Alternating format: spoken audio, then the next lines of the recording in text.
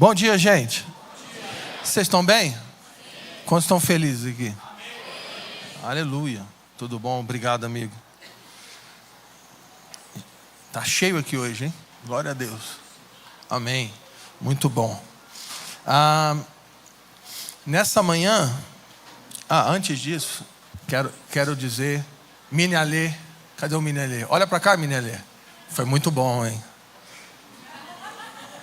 Muito bom, parabéns. Você está ungido hoje, parabéns. Muito bom. Antes de começar o tiroteio,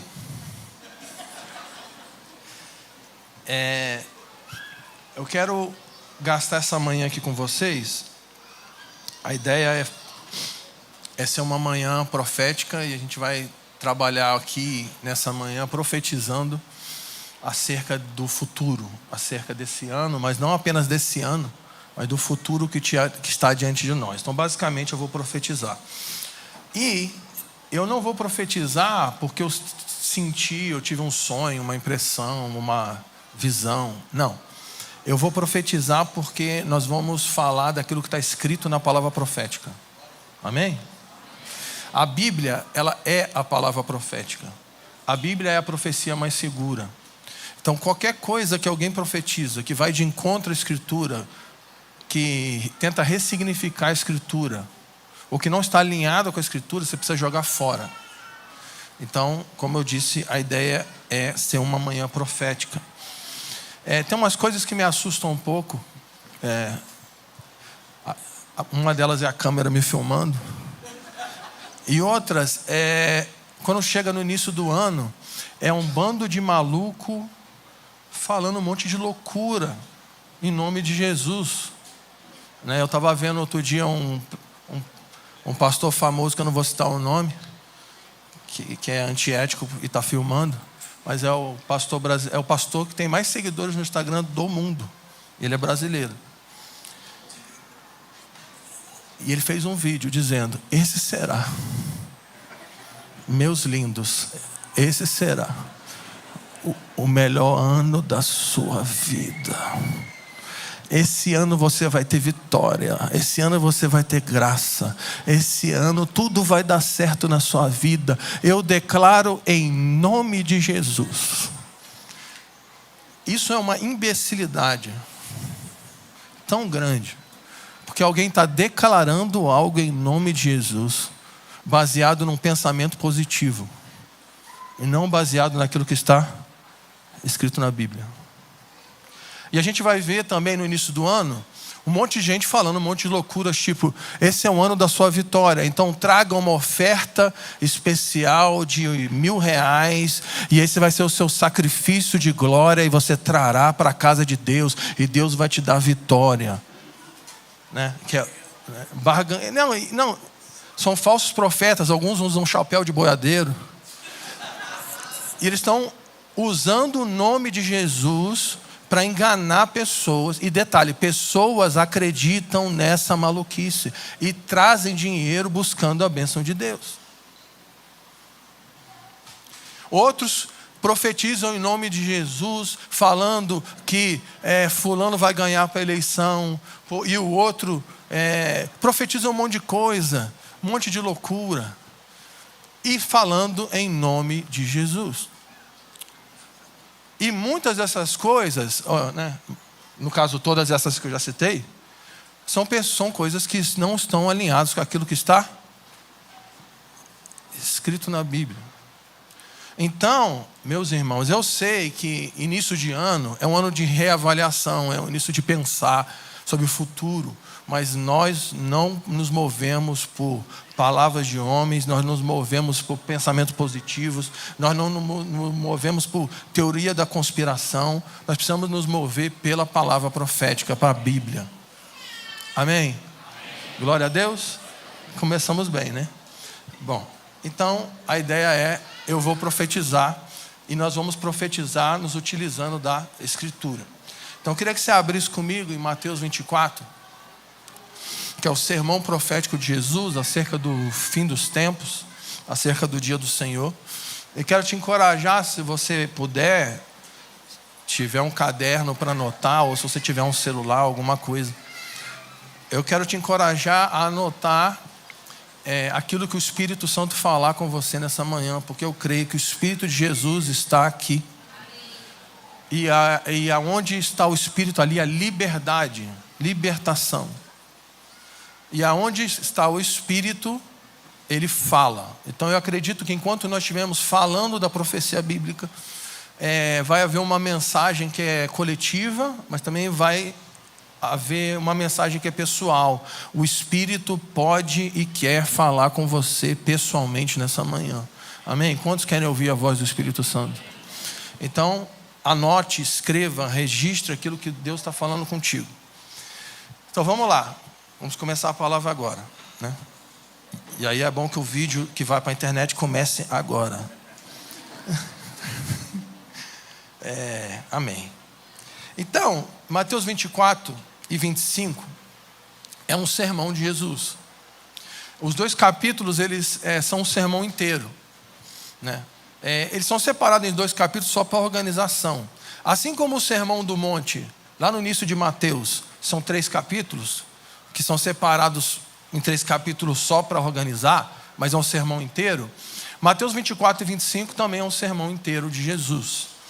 E tudo que ele fala em Mateus 24 e 25 é para responder uma pergunta dos discípulos. No versículo 3 de Mateus 24, a Bíblia diz que Jesus está reunido com os discípulos no Monte das Oliveiras. O Monte das Oliveiras fica diante de Jerusalém, né? E eles fazem uma pergunta para Jesus. Os discípulos, em particular, fazem uma pergunta para Jesus.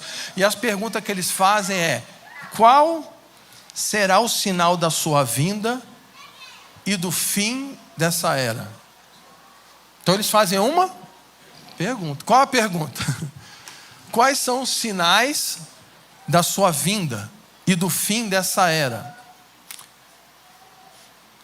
E aí tudo que Jesus vai responder em Mateus 24 e 25, tudo que ele vai falar daqui para frente, ele está respondendo essa pergunta.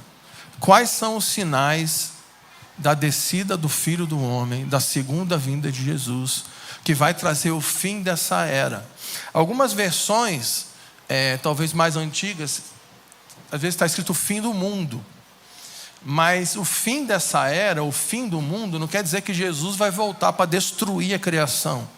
Não, ele vai encerrar essa era, cujo Satanás é o Deus desse século, e ele vai iniciar uma nova era. Ou seja, ele vai trazer o reino de Deus para a terra. Então Jesus está voltando para quê? Para colocar as coisas em ordem. Jesus está voltando para restaurar a criação segundo a sua glória. Jesus está voltando para destruir definitivamente as obras do diabo e destruir todos os inimigos de Deus. E aí, tudo que está escrito aí é Jesus dizendo quais são os sinais que envolvem a sua vinda para trazer o reino dos céus para a terra. E aqui temos algumas coisas para pensar. Eu já cansei de ouvir pessoas falando, líderes, às vezes pastor, fala assim: não, eu não estou interessado em saber sobre as coisas do fim, não. Isso não é importante, não. O importante é saber que Jesus vai voltar. Como que ele vai voltar? Quais são os sinais da sua vinda? Isso não é importante. Eu já vi gente falar isso. Agora, vamos pensar. Se não é importante, para que Jesus gastou 2 capítulos da Bíblia para explicar tudo isso que vai acontecer? Porque, lógico que é importante. Senão não estava registrado na Bíblia. E qual é o objetivo de tudo que ele fala em Mateus 24 e 25? É preparar um povo para a sua vinda. Vamos repetir? Preparar um povo para a sua vinda. Olhe para alguém e diga assim: você está preparado para a vinda de Jesus?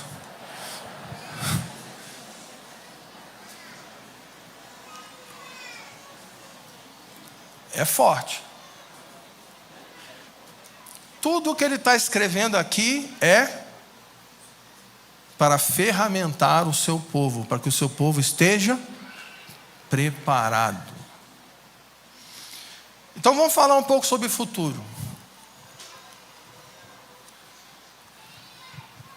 Ele vai falar sobre várias coisas aqui. Ele vai falar sobre um sistema do mundo que é anti-Deus, que se rebela contra o Senhor e a sua santidade. Ele vai falar aqui sobre que nesse sistema mundial que é anti-Deus vai se levantar um anticristo, que é um líder político e militar que vai se levantar para seduzir as nações, para lutar contra Deus e o seu povo. Ele fala também que esse anticristo, esse líder, vai produzir uma grande tribulação que vai trazer sofrimento para o seu povo e perseguição. Ele também fala sobre um grande avivamento que vai acontecer no tempo do fim. Ele fala sobre a ressurreição dos mortos, ele fala sobre vários aspectos. Mas tem uma coisa aqui que eu quero me apegar com vocês, e eu quero que você olhe comigo no versículo 9.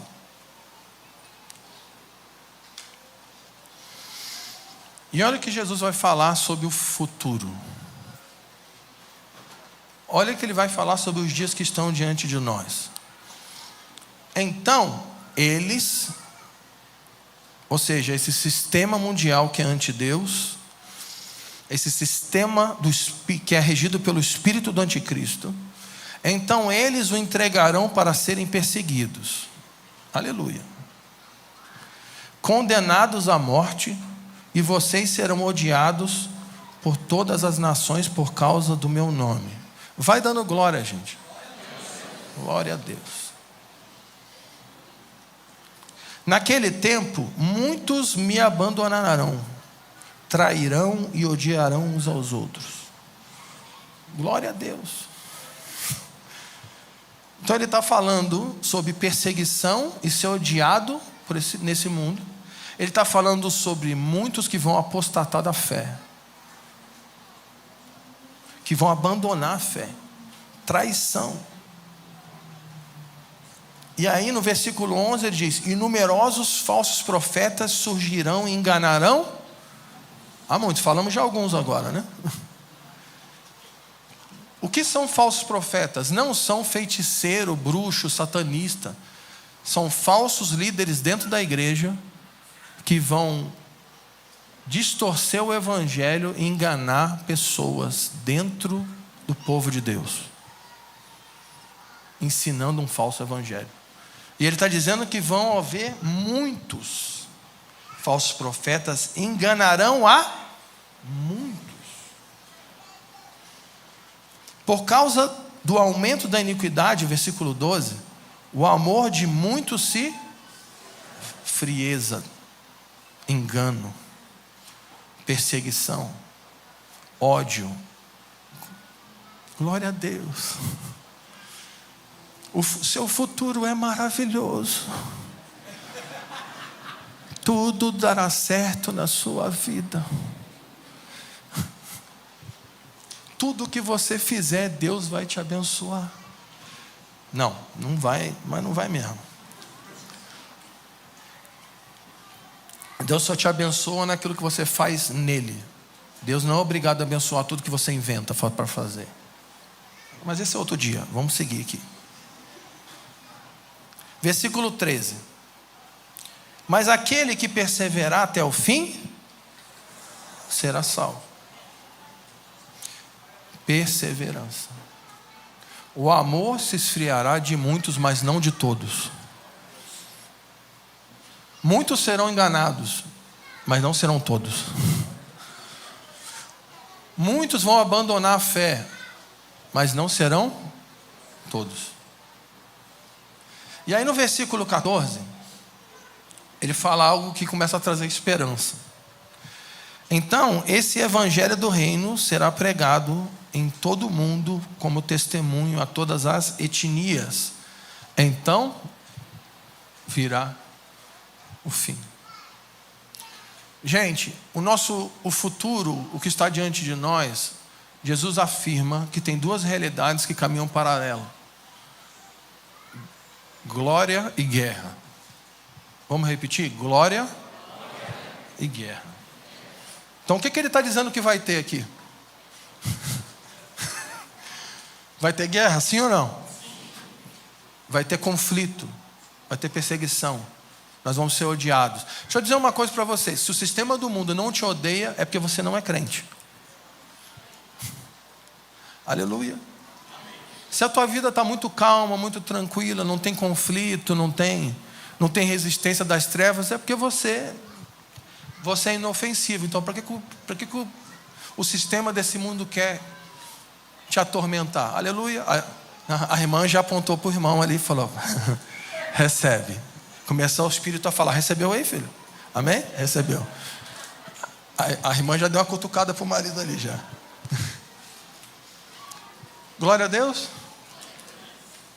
Talvez os conflitos que você está passando, talvez as perseguições que você passa, talvez não seja algo ruim, talvez seja algo bom. Porque você é alguém que de fato é um crente, por isso você é uma ameaça ao sistema desse mundo.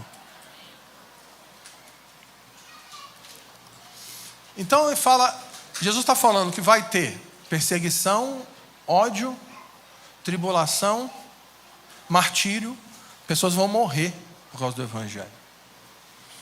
Vai haver frieza, pessoas vão abandonar a fé, mas ele também diz uma coisa, que ao mesmo tempo que isso vai estar acontecendo, vai acontecer o maior avivamento da história da igreja. Joel 2 diz que antes do grande e terrível dia do Senhor, essa expressão dia do Senhor fala sobre o estabelecimento do reino do Messias sobre a terra. O dia do Senhor está sendo falado na Bíblia toda, né? Isaías, Joel, Ezequiel, você vai ver toda essa galera fala sobre o dia do Senhor. Paulo fala sobre o dia do Senhor, Lucas fala sobre o dia do Senhor no livro de Atos, Pedro fala sobre o dia do Senhor, e sempre quando alguém está falando sobre o dia do Senhor, está falando desse evento. Jesus vai voltar para sentar no trono da terra e vai restaurar a criação e encher a terra com a sua glória. E Joel diz o seguinte, que antes do grande e terrível dia do Senhor, o Espírito da profecia, o Espírito de Jesus vai ser derramado sobre todas as nações.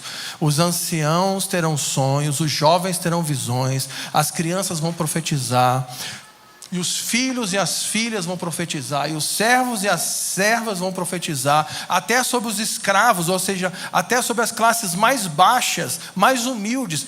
Ele vai derramar o seu Espírito, e o Evangelho vai ser testemunhado. Jesus está dizendo que ao mesmo tempo que vai ser um tempo de conflito, perseguição, ódio, crise, ao mesmo tempo vai ser um tempo de glória, porque o Espírito vai cair sobre a igreja global, e a igreja global vai levantar a bandeira do Evangelho, e vai lavar todas as nações com a pregação do testemunho do Evangelho, e Deus vai estender a sua mão, e vai confirmar a mensagem do Evangelho com sinais e maravilhas com poder. Paulo diz em Efésios 5, que Deus está levantando uma igreja gloriosa, para se casar com Jesus. Então o futuro que está diante de nós é de guerra, mas também é de glória. E tudo que ele vai falar aqui em Mateus 24, 25 é como que a gente se prepara para um tempo de guerra e para um tempo de glória. Porque guerra, gente, não é para meninos. Menino não vai para a guerra. Gente adulta vai para a guerra. Gente madura que vai para a guerra. Você não dá arma na mão de um menino. Você não dá arma na mão de um irresponsável. Você dá arma na mão de alguém que é maduro.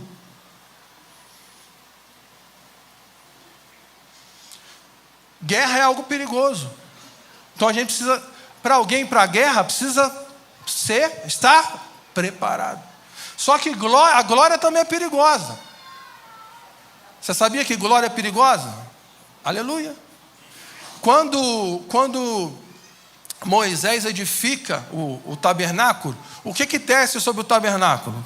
Quem lembra? O que desce sobre o tabernáculo, gente? A glória de Deus, aleluia. Aí um dia, Nadab e Abiú, que eram sacerdotes, eles entraram no tabernáculo e ofereceram um fogo estranho. O que aconteceu com eles? Deus matou eles. Eles se aproximaram da glória, tentaram se relacionar com a glória sem santificação e sem submissão à palavra do Senhor. Deus matou eles. Glória a Deus. Ah, mas o Deus que eu ouvi, Deus não mata, porque Deus é bom.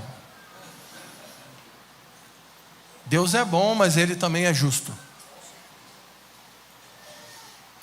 Um dia, estava lá Davi com a ideia dele de trazer a arca, botou em cima de um carro de boi, a arca ia cair no chão. Uzá foi segurar a arca. Gente, vamos pensar na cabeça de Uzá. Você imagina se aquela arca cai no chão? Ali, abre a tampa. O que ia acontecer com aquele monte de gente ali? Uzá foi querer salvar o rolê. Uzá foi segurar a arca. O que aconteceu? Deus matou ele, porque ele tocou na glória de forma irreverente. Em Atos, o avivamento cai em Jerusalém. A presença gloriosa de Jesus cai sobre a igreja em Jerusalém. Pessoas se convertendo, sinais, maravilhas, poder, arrependimento coletivo, todo mundo sendo generoso. Aí, na reunião, um casal mentiu no valor da oferta. Eles nem falaram que não iam ofertar. Tem gente aqui que nem oferta. Eles mentiram no valor. Deus matou eles. Puf. Sabe por quê? Porque a glória também é perigosa. Você sabe por que ainda não tem um avivamento massivo e glorioso caindo sobre o Brasil, sobre a igreja brasileira? Porque a Bíblia diz que para ele derramar um vinho novo, precisa de um odre adequado para receber o vinho novo. Porque se o vinho novo é derramado sobre um odre velho, o que acontece com o odre? Ele arrebenta. Quantos querem glória aqui? Deixa eu ver. Está diminuindo a mão. Quantos querem a presença gloriosa e massiva do Senhor? Então nós precisamos nos preparar para um tempo de guerra. Guerra pela santidade, guerra pelo Evangelho, guerra pela justiça de Deus, guerra contra o sistema desse mundo, guerra contra o império das trevas, guerra contra as obras da carne, guerra contra as fortalezas da mente que se levantam contra o conhecimento de Jesus. Mas também nós precisamos nos preparar para o maior avivamento da história da humanidade. Deixa eu te dizer uma coisa: o que está para vir é maior do que Azusa, é maior do que Gales, é maior do que Toronto, é maior do que o que aconteceu na Argentina. O que vai acontecer no tempo do fim é maior do que o avivamento que aconteceu no livro de Atos. Você imagina o que aconteceu em Atos 2, acontecendo em forma global. O Espírito caindo, não sobre 120, não sobre judeus e prosélitos. O Espírito caindo sobre a igreja de todas as nações. Aleluia. Olhe para alguém e diga assim: você está preparado? Jesus aqui, depois que ele vai narrar todos esses eventos, ele vai contar algumas parábolas que tem a ver com como nós nos preparamos para esse tempo de guerra e de glória. Como que a gente se prepara? E aí a palavra vai começar agora, que o Senhor nos ajude. Terminamos a introdução. Então essa é a hora da gente falar o que a gente veio falar. No versículo 36, Jesus começa a contar essas parábolas que tem a ver com essa preparação. Ele diz assim: quanto ao dia e a hora, ninguém sabe, nem os anjos dos céus, nem o Filho, senão o Pai. Como foi nos dias de Noé, assim será também na vinda do Filho do Homem. Pois como nos dias anteriores ao dilúvio, as pessoas comiam, bebiam, casavam-se e davam-se em casamento, até o dia em que Noé entrou na arca, e eles não perceberam. E eles nada perceberam, até que veio o dilúvio e os levou a todos. Assim acontecerá na vinda do Filho do Homem. Então, a primeira parábola que Jesus está contando aqui, sobre essa preparação, ele está usando os dias de Noé como uma comparação para os dias da sua vinda. E ele fala um negócio aqui que é loucura, sim, é doideira. Ele diz que haviam 2 tipos de pessoas na terra nos dias de Noé: Noé e sua família e o resto. É maravilhoso, né? E aqui vai dizer o seguinte: às vezes eu vejo uns filmes sobre Noé que é muito bom. E aí tem aqueles filmes que Noé está construindo a arca, aí as pessoas estão querendo: Noé, deixa eu entrar na arca. E Noé não permite que eles entrem. Aí Deus manda um raio. Aí as pessoas estão querendo entrar, porque elas estão querendo muito entrar para serem salvas, mas Noé não deixou, nem Deus deixou. E aí Deus é mau, porque as pessoas querem ser salvas e entrar na arca, mas Deus não deixa. Gente, foi isso que aconteceu? O que está escrito aqui? O que está escrito aqui? O que Jesus falou? Nos dias de Noé tinha 2 tipos de pessoas: Noé e sua família e o resto. O que eles estavam fazendo? O resto. Eles estavam comendo, bebendo, casando, trabalhando, vivendo a vida normal. Enquanto isso, Noé estava fazendo o quê? Ele estava construindo algo para o Senhor. Ele estava envolvido com a obra de Deus. Ele estava construindo algo na terra por causa da palavra que ele recebeu. Então havia uma família que estava envolvida por edificar algo na obra de Deus, e havia o resto que estava vivendo uma vida normal.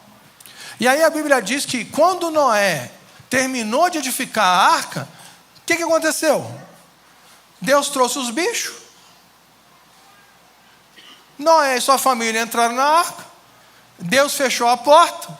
Deus mandou o dilúvio. E ninguém percebeu. Por que ninguém percebeu o que Deus estava fazendo na terra? Porque eles estavam embriagados com a sua vida normal.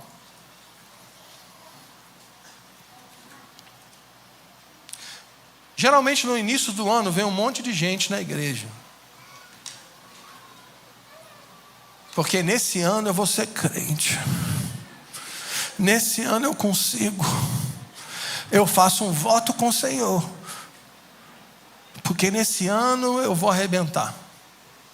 É igual o negócio da academia. E o negócio de ler a Bíblia toda. Ler a Bíblia toda, o Levítico está para o crente como carnaval. O jovem vem, ou a pessoa vem, e ela fala: nesse ano eu vou ser crente. Aí no carnaval, chega o carnaval, ela nunca mais aparece.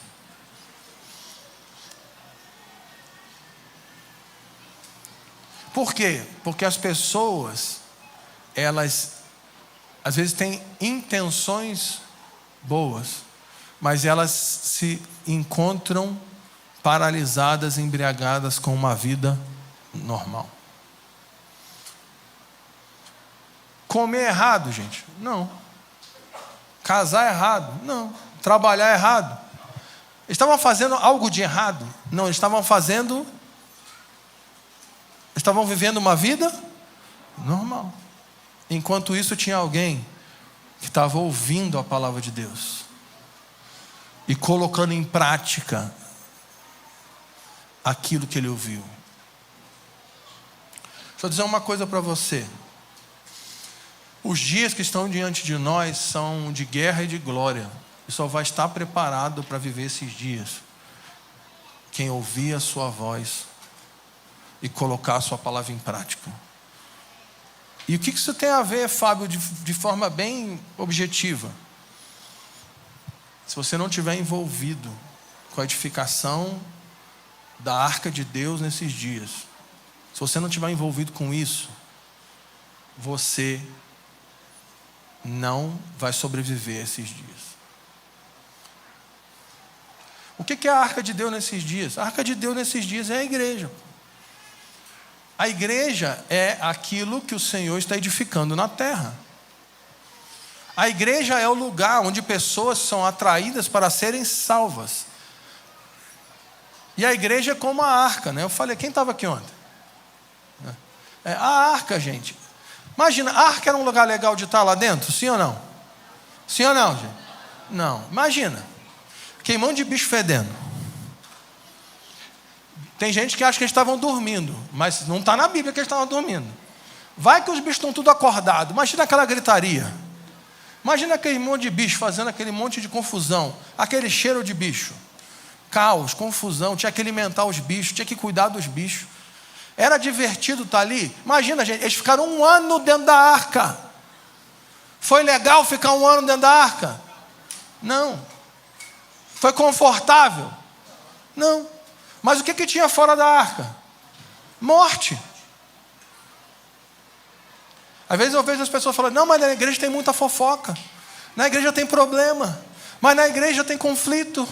Mas na igreja tem pessoas que fazem coisas erradas. Porque onde tem gente, tem treta, gente. A igreja é feita de gente. Gente cheia de problema. Mas o que tem fora da igreja? Morte.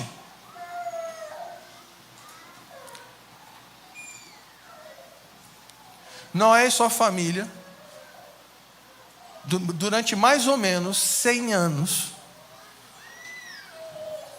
se dedicaram a edificar algo para o Senhor na terra, que é ser instrumento de salvação. A pergunta é, você está envolvido com a igreja, sim ou não? Você de fato faz parte da família que está edificando algo para o Senhor na terra? Ou você está vivendo uma vida normal? Aleluia. Vamos fazer o seguinte. Você me ajuda?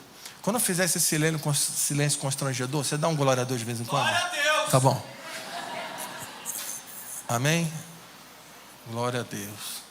Você dá um aleluia também? Aleluia. Vamos testar. Glória a Deus. Glória a Deus. Aleluia. Muito bom. Você quer dar um terra? Não, né? Tá bom. Vamos ficar só com glória a Deus e aleluia. Eu estou sentindo muita falta do irmão que faz aquele negócio assim. Aquele dia foi maravilhoso, não foi? O irmão fazendo as libras da circuncisão. Foi incrível.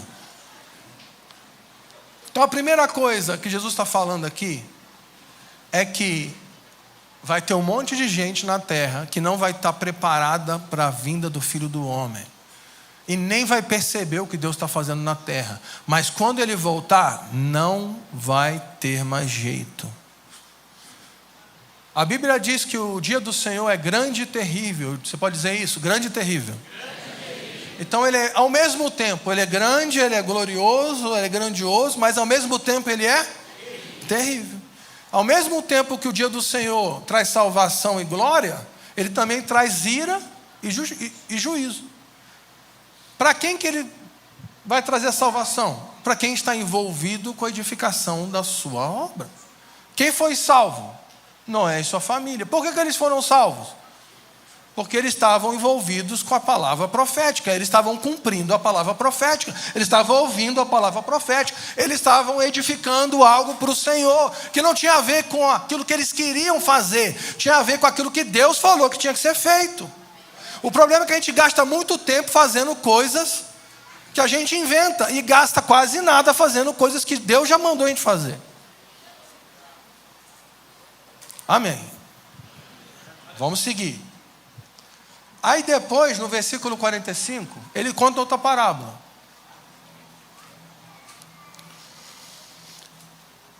Mas vamos ler o 42 antes, para a gente pegar a transição do que ele fala sobre Noé para a próxima parábola. Portanto, 42, portanto vigiem, porque vocês não sabem o dia que o Senhor virá. Contudo, entendam isso: se o dono da casa soubesse a que hora vem o ladrão à noite, ele vigiaria e não permitiria que a sua casa fosse arrombada. Por isso, estejam também preparados, pois vocês não sabem a hora quando o Filho do Homem virá. E aqui ele vai começar outra parábola.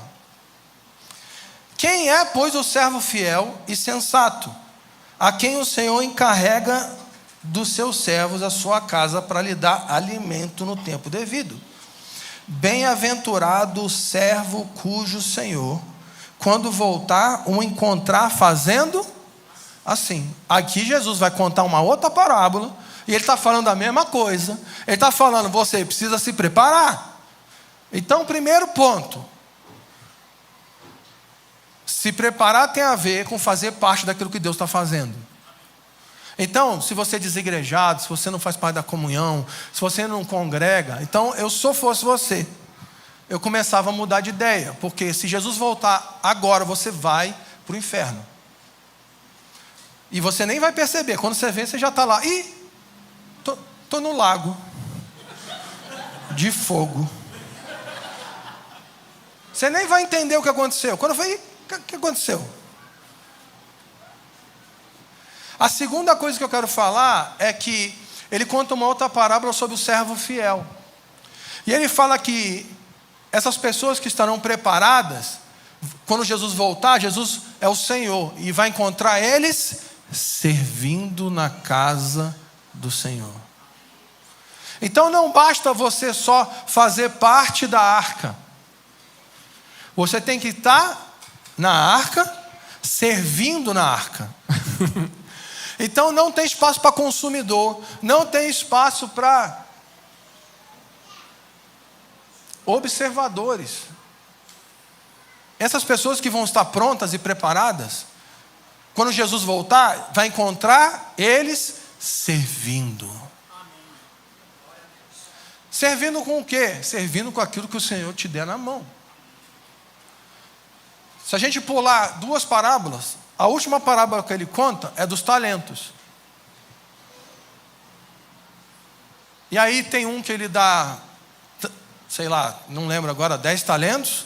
Aí tem outro que ele dá 2 talentos. E tem outro que ele dá 1 talento.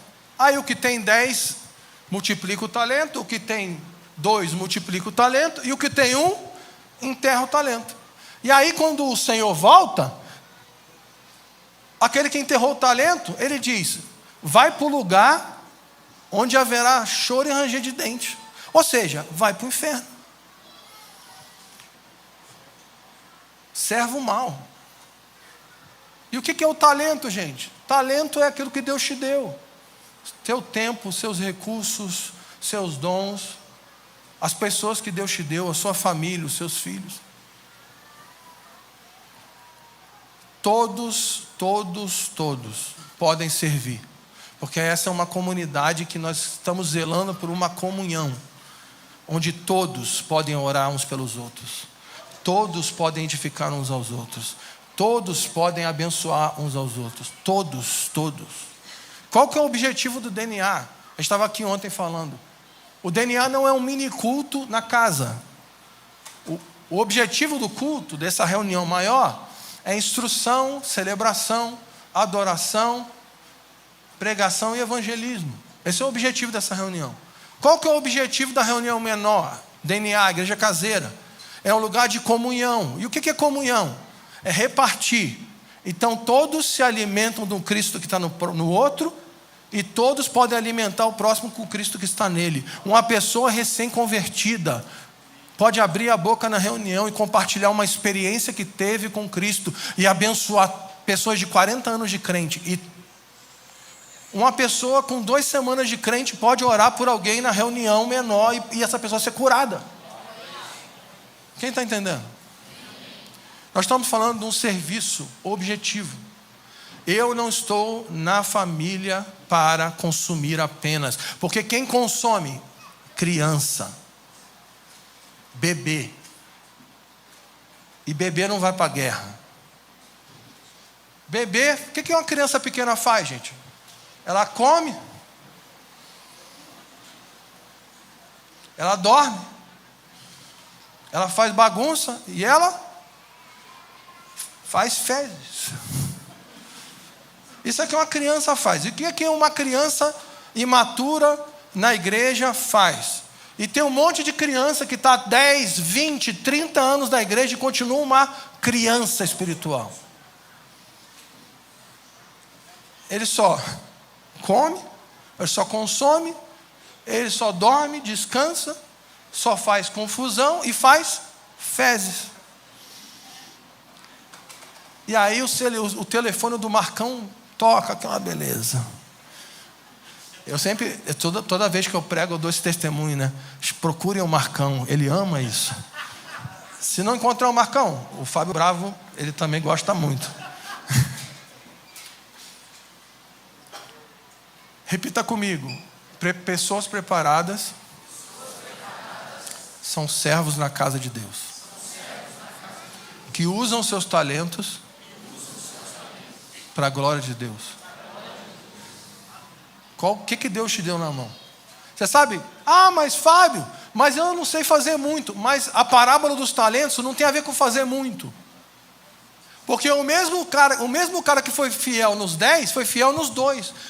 E o tanto que foi fiel com 10 e o fiel com 2, ouviram a mesma coisa. Servo bom e fiel. Porque não tem a ver com fazer muito, tem a ver com fazer aqui, ser fiel àquilo que Deus te deu na mão. O que Deus te deu na mão? Mas eu acho que eu queria que a igreja fosse um divã.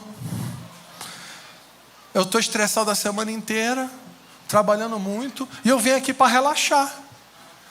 Eu vim aqui para sentar, deitar e ouvir uma boa palavra motivadora. Você vai vencer. Você vai triunfar. Tudo vai dar certo na sua vida.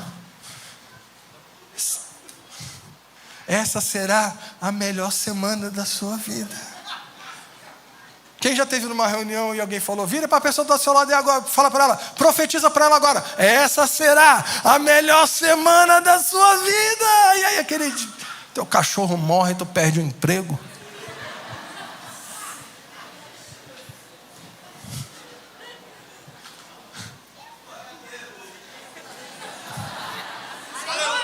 Muito bom.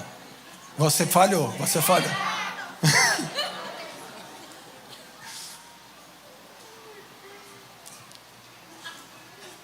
Quem são as pessoas que não vão ser enganadas? Quem são as pessoas que não vão ser feridas pelo engano, pela frieza, pela apostasia? São pessoas que vão estar preparadas, atentas à palavra, colocando isso em prática e servindo na obra de Deus. Gente, quem tem alguém aí? E servindo na obra de Deus, gente, não é ter um cargo na igreja local, não. Eu quero um cargo, então. Me arruma aí um cargo. O que eu vou fazer?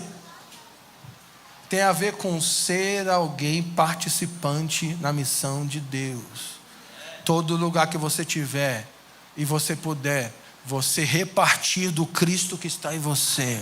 Todo lugar que você puder e tiver, você pode orar por alguém, você pode liberar uma palavra, você pode abraçar alguém, você pode ser generoso financeiramente com alguém que está passando necessidade.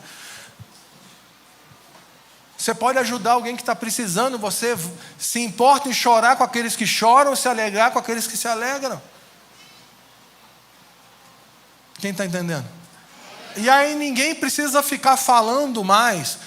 Gente, um irmão vai casar, vamos juntar aqui para dar um presente para o irmão. Não precisa ninguém pedir. Você é um servo, você está vendo que o cara vai casar. Você está vendo que ele está precisando. Então, gente, ninguém vai ficar, por favor, vamos dar um presente, vamos dar uma oferta. Aí nasceu um neném na DNA. Gente, vamos fazer aqui um ratatá para comprar umas fraldas. Não, ninguém vai ter que ficar falando. Você tem um coração de servo, você vai olhar o próximo e vai falar, eu quero te abençoar, eu quero servir. Aleluia. Glória a Deus. Bota a mão na sua cabeça aqui, agora vamos fazer batalha espiritual de alto nível, pentecostal. Bota a mão, isso. Os carecas vêm comigo agora. E fala assim: espírito do egoísmo, sai! Foi maravilhoso isso aqui agora. Isso dá um corte. Sabe o que é idolatria? Idolatria é como os pagãos faziam com os deuses. Sabe o que motivava um pagão a se aproximar de um Deus? Aquilo que ele podia dar em troca.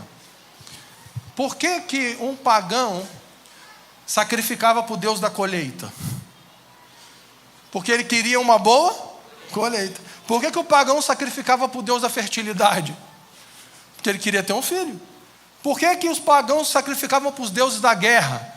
Porque eles queriam ganhar a guerra. Então o que motivava ele a se aproximar do Deus não era o amor ao Deus, era aquilo que ele precisava. E tem um monte de crente evangélico que é idólatra, que só participa da comunidade buscando algo em troca. Como que vocês vão me abençoar? A pergunta não é como nós vamos te abençoar, a pergunta é como você vai ser uma bênção aqui no nosso meio. É uma comunidade de servos, é uma comunidade de discípulos, é uma comunidade de construtores. Todos nós juntos estamos construindo a arca de Deus nesse tempo. Jesus, ele é meio irresponsável às vezes. Ele disse: eu edificarei a minha igreja. Aí depois ele fala: vão vocês. Aí Jesus: mas tu não falou que ia fazer? Tu falou que ia edificar. Não, mas essa é a maneira que eu edifico. Vocês vão edificar junto comigo. Pô, Jesus, tu está sendo meio irresponsável. Pô, nós é ruim pra caramba fazendo isso, né? Não é ruim, filho? Mas Jesus é assim. Jesus não precisa da gente para nada. Jesus é Deus soberano. Mas na sua graça e misericórdia, Ele resolveu nos incluir na sua obra. E a oração que eu mais faço na minha vida é: Senhor, não me deixe ficar fora daquilo que você está fazendo. Aleluia. Então, se você já está participando de um DNA há muito tempo, então vamos se mexer, perturba o Marcão. Eu quero ter um DNA na minha casa. Eu quero trazer as crianças das pessoas para pular no meu sofá. Aleluia. Como o Douglas já disse, você que congrega aqui tem sofá branco, se arrependa. Não, mas a minha casa vai estar cheia de gente. É, glória a Deus. Quem sabe Deus não te dá uma casa maior aí, ó, um condomínio desse top aí, com piscina para batizar. Aleluia. Campo de futebol. Quantos querem servir? Amém. E para terminar, ele conta mais uma parábola em seguida, que é a parábola das 10 virgens. E essa parábola é muito interessante, porque a parábola das 10 virgens, Jesus está usando um casamento judaico como pano de fundo. Às vezes eu vejo as pessoas falando das 10 virgens, que é muito boa, né? Às vezes eu vejo as pessoas: não, que a parábola das 10 virgens é que tem 5 noivas fiéis. Oh, ele veio, bonitinho ele. 5 noivas fiéis e 5 noivas infiéis. Não, Jesus não é poligamo, não. Ele não vai casar com 10 pessoas, não. A parábola das 10 virgens está falando de um casamento judaico. Como é que funcionava um casamento judaico? A parábola das 10 virgens começa no versículo 1 do Mateus 25.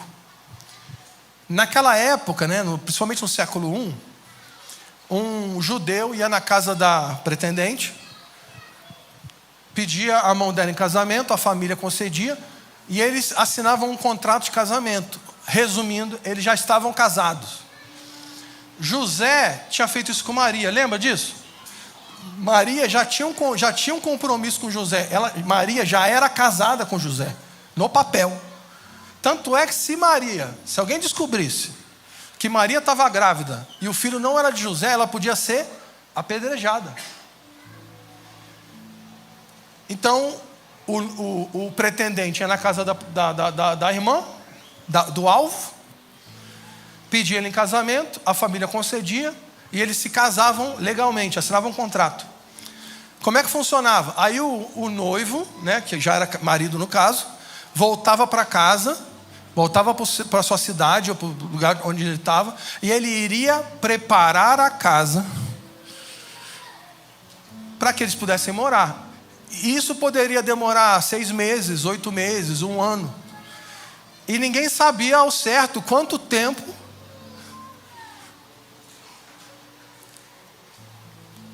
aquele homem iria gastar para preparar a casa. Quando a casa estivesse pronta, então ele vinha, voltava à casa da noiva. E aí o amigo do noivo ia junto com ele, ia gritando: o noivo chegou. O noivo chegou. O amigo do noivo, que é o padrinho do noivo, ia na frente preparando o caminho, gritando: eis aí o noivo, ele está chegando, ele está chegando, ele está chegando. E aí haviam as madrinhas da noiva. E as madrinhas da noiva tinham uma função. Quando elas ouviam o grito do amigo do noivo: o noivo está chegando, elas acendiam as suas lâmpadas e iam iluminando o caminho para que o noivo e a noiva se encontrassem. Foi por isso que Jesus disse: eu vou preparar o lugar, mas eu estou voltando. Eu vou preparar o lugar, mas eu estou voltando. Só um parêntese, gente, nós não vamos nos casar com Jesus, não. Nós já somos esposa de Cristo. Nós já temos uma aliança inquebrável com Jesus. Nós já casamos com Ele. Mas em que fase nós estamos agora? Ele está preparando um lugar. Ele está preparando um tempo propício. Mas até que chega um dia que nós vamos consumar esse casamento. Foi isso que aconteceu no século I. E aí a parábola diz o seguinte: que haviam 10 madrinhas da noiva. 5 eram prudentes, sábias, e 5 eram nécias ou tolas. A parábola vai dizer que quando à meia-noite eles ouviram o som dizendo: o noivo chegou, acontece um negócio. Vamos ler no versículo 7 de Mateus 25. Espírito Santo, desperta em nós o teu fogo nessa manhã. Livra-nos da frieza dos últimos dias. Livra-nos do engano dos últimos dias. Livra-nos da idolatria. Livra-nos do consumismo. Livra-nos, Senhor, do inferno nessa manhã. Salva-nos, Senhor. Salva-nos, Senhor, da embriaguez dessa era. Salva-nos, Senhor. Salva-nos, Senhor.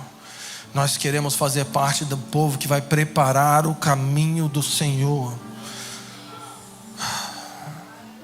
Homens e mulheres prontos, famílias prontas para o casamento, com as suas lâmpadas acesas, cheias do óleo. Espírito Santo, todo espírito que não santifica o nome de Jesus, que vai embora dessa sala agora. Espírito Santo, nós pedimos, aumenta a consciência da tua presença aqui e agora. Enche esse lugar de anjos, de fogo, de ventos, da movimentação do teu poder, Senhor. Versículo 6 diz assim: à meia-noite ouviu-se um grito: o noivo se aproxima, saiam ao seu encontro. Então todas as virgens acordaram e prepararam as lâmpadas. As insensatas disseram aos prudentes: nos dá um pouco de óleo, pois as nossas lâmpadas estão se apagando. E elas responderam: não. Repita comigo: não. Não. Mais uma vez. Para decorar agora. Não. Jesus disse que essas 5 eram egoístas? Diz que elas eram sábias.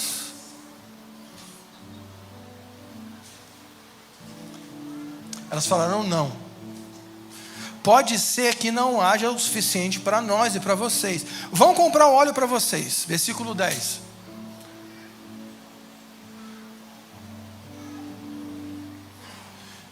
No versículo 10 diz: saindo elas para comprar óleo, chegou o noivo, as virgens que estavam preparadas entraram com ele para o banquete nupcial, e a porta foi fechada.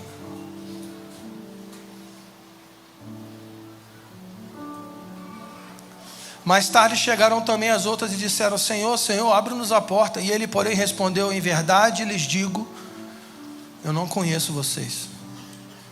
Então ele diz, Jesus: portanto vigie, pois vocês não sabem o dia nem a hora. Essa parábola fala fala do nosso interior, fala do desenvolvimento da nossa piedade, da nossa santidade, da nossa devoção a Jesus. Fala de corações que amam a Jesus, que querem se relacionar com a sua presença, que querem se relacionar com a sua palavra. Homens e mulheres que não são consumistas, ou seja, a vida espiritual dele não se resume a ir uma vez por semana num culto para ouvir uma boa música e ouvir uma boa palavra. São homens e mulheres que todos os dias estão cultivando o óleo do Espírito. Todos os dias estão buscando se relacionar com o Senhor. Todos os dias separam um tempo na sua vida para oração, para contemplação. Todos os dias separam tempo para meditar na palavra, para ser gratos. São pessoas que estão cultivando o óleo, porque a gente não sabe que hora ele vai vir. E essa vida piedosa não pode ser terceirizada. Não vai ser terceirizada. Ah, não, mas a minha mãe ora muito por mim. Minha mãe ora todos os dias por mim. Quando Jesus voltar, a tua mãe vai entrar, você não, sem vergonha. Porque o óleo da tua mãe não vai poder sustentar você.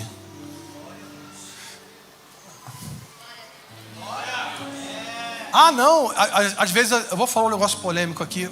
É a primeira da manhã, mas já está terminando mesmo. Às vezes eu vejo as pessoas falando: não, o bom tempo era das mulheres do coque. Aquelas mulheres de oração que oravam fervorosas e oravam pela igreja. A gente precisa voltar ao tempo das mulheres do coque. Graças a Deus pelas mulheres do coque. Mulheres fiéis, cheias do Espírito Santo, com coração em chamas por Jesus. Mas quando Jesus voltar, a igreja que elas congregam não vai ser suprida pelos olhos delas, não. Elas vão entrar e o resto vai ficar do lado de fora. Eu não quero voltar para o tempo onde algumas senhorinhas oravam na igreja. Nós queremos viver um tempo onde a igreja é uma igreja que ora. A igreja é uma igreja que jejua. A igreja é uma igreja que lê a palavra, que conhece a voz de Deus, que ama Jesus. Isso tem a ver com a sua vida diária. Uma santidade que é progressiva, uma devoção que é progressiva, é constante. Ah, mas eu tenho que ler a Bíblia toda em 2 meses. Não precisa ter pressa. Não precisa nem ler a Bíblia toda em 1 ano. Você tem que ler a Bíblia toda sempre. O objetivo não é fazer muita coisa. O objetivo é ser constante e fiel com aquilo que Deus deu para você. Se você tem 30 minutos por dia, usa isso, é 30 minutos. 30 minutos, você tem 15 minutos. 15 minutos para o Senhor vai se alegrar em ter 15 minutos com você. Isso vai ser incenso. Preparação tem a ver com ouvir a palavra, tem a ver com participar daquilo que Deus está fazendo, também tem a ver com servir na obra de Deus, mas tem a ver com algo muito pessoal, porque só o fato de você estar junto com a arca não quer dizer que você vai entrar na arca.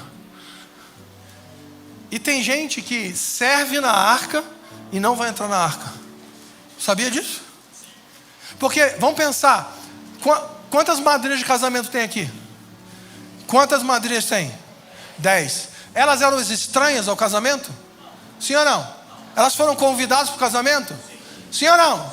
Sim, mas quando elas tentaram entrar despreparadas, o que o noivo falou? Não.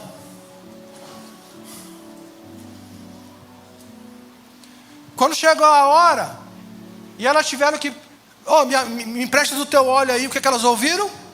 Não. O problema é que tem um monte de gente hoje dizendo não para Deus. Eu não tenho tempo para Deus, eu não tenho tempo para servir. Eu não tenho tempo para ler a Bíblia, eu não tenho tempo para orar, eu não tenho tempo para ajudar ninguém, eu não tenho dinheiro para ser generoso. Deixa eu dizer uma coisa para você: se você não aprender a ser generoso ganhando R$1.000 por mês, querido, você nunca vai ser generoso ganhando R$1 milhão por mês. Seja fiel com aquilo que Deus te deu. Seja fiel com aquilo que está nas suas mãos. Tem gente que só fala não. Você pode ajudar? Não. Você pode servir? Não. Você pode orar? Não. Você pode ler a sua Bíblia? Não. Você pode compartilhar no DNA? Não. Não. Não. Tudo é não. Aí vai chegar um dia que você vai ouvir um não do Senhor do Universo. Tem um dia que você fala: mas Jesus, eu estava lá, eu estava no culto, eu estava lá, eu estava junto, eu fui na conferência, eu comprei o livro, eu sabia cantar as músicas. Jesus vai falar: eu não te conheço. Você era apenas um espectador e consumidor. Você nunca teve aliança. Que o Senhor nos salve nesses dias. Porque o futuro que está diante de nós é de glória e de guerra. A pergunta é: quem vai sobreviver a esses dias? Quem estiver cheio do Espírito Santo, cheio do fogo de paixão por Jesus, cheio do conhecimento do Evangelho de Deus. Servos como Jesus, porque Ele disse: aprendam de mim que sou manso e humilde de coração. Eu vou fazer 2 orações para a gente terminar. A primeira é: se tem alguém aqui nessa sala ou assistindo online, que você está longe da comunhão da igreja, se tem alguém aqui que está afastado do Evangelho, se tem alguém aqui que está vivendo um tempo de frieza, crise espiritual, crise de fé, se tem alguém aqui que quer receber a Jesus como Senhor e Salvador da sua vida, se tem alguém aqui que está numa crise profunda, talvez você até se relaciona com a igreja, mas você não tem certeza da sua salvação, se tem alguém aqui que se decepcionou, foi ferido, você se afastou, se tem alguém aqui que quer dizer sim para Jesus nessa manhã, você sabe que você está longe, você sabe que você precisa de salvação, você sabe que você tem vivido uma vida de escravidão do pecado. Eu quero orar por você. Nós queremos orar por você. Quem são essas pessoas aqui? Vem aqui, querida, nós vamos orar por você. Quem são essas pessoas aqui? Se você está longe de Jesus, se você está passando por um momento de frieza,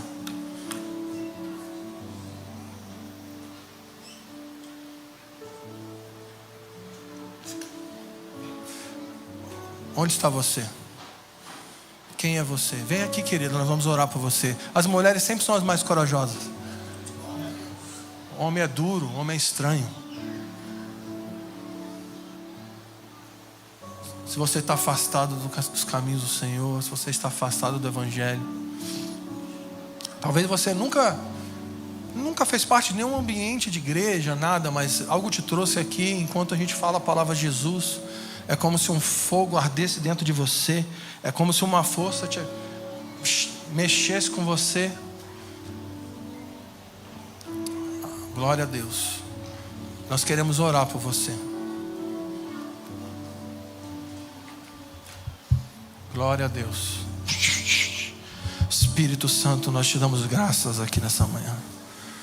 Graças te damos porque há alegria diante do trono quando um pecador se arrepende. Graças te damos, Senhor, pelo poder do Evangelho que é fiel e vivo aqui nesse lugar. Se você está nessa situação, pode vir aqui, nós vamos orar por você. Agora eu quero fazer uma segunda oração. Glória a Deus. Glória a Deus. Glória a Deus. Santo é o teu nome, Jesus. Aviva a sua obra no nosso meio, Senhor. Aumenta o fogo da tua presença no nosso meio, Espírito Santo. Vem, Espírito Santo, e convence do pecado, da justiça e do juízo. Arranca as escamas dos olhos. Arranca o véu dos corações. Senhor Jesus, Senhor Jesus, nós invocamos o teu nome aqui sobre essas pessoas. Você que está assistindo online, nós invocamos o nome do Senhor sobre a tua casa, sobre a tua família. Recebe agora um toque do Espírito Santo onde você está agora, em nome de Jesus. Todo espírito que não santifica o nome do Senhor, que está afligindo pessoas aqui e aqueles que estão nos assistindo online, que vai embora agora, em nome de Jesus.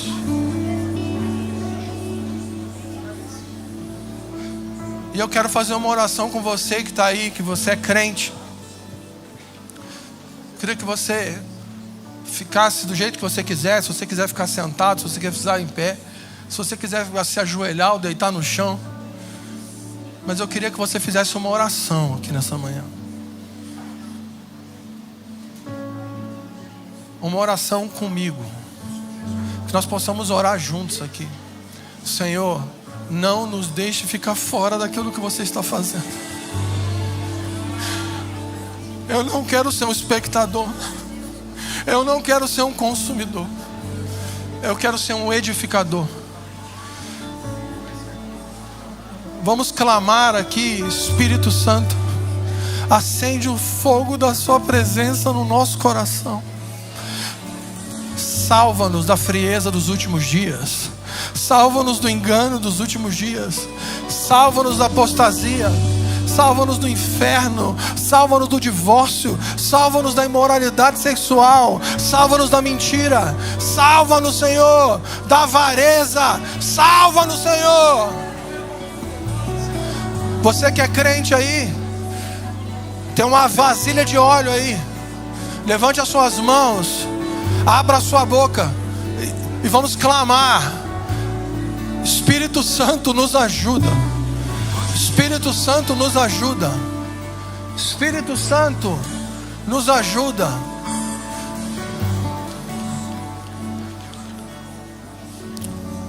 Pai, em nome de Jesus, eu peço uma intervenção do seu poder sobre essa comunidade.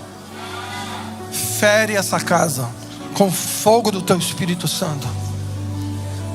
Destrói o poder da frieza, o espírito dessa era que está embriagando e entorpecendo pessoas.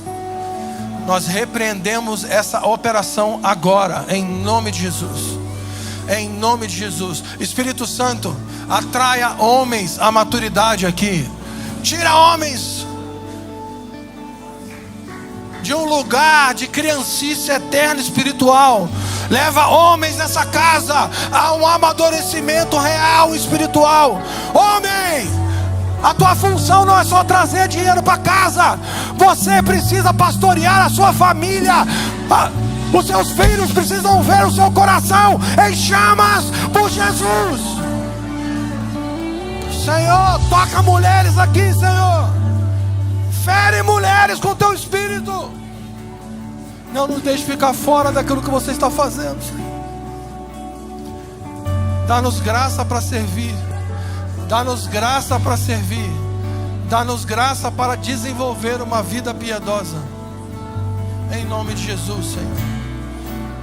Vamos clamar. Abra sua boca, faça a sua oração agora. Faça.